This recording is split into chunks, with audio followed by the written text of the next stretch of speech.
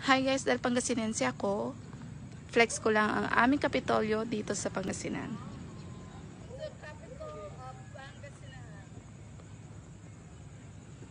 Located siya sa aking hometown dito sa Lingayen, Pangasinan. Ayun guys, pasok tayo. Then bubungad sa iyo ang official seal ng Pangasinan. Then ayan yung mga pictures na naging governor. Ayun guys, napansin ko na puro mga lalaki ang naging governor.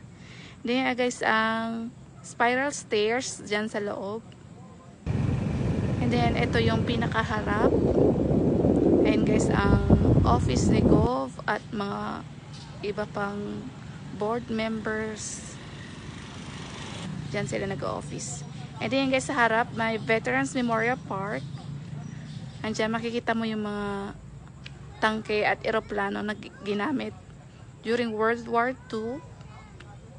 Ayan guys, na-restore nila. And then ayan yung Orduha House, ang bahay ni Gov. And then siya nga pala guys, libreng-libre ang mga cottages dito.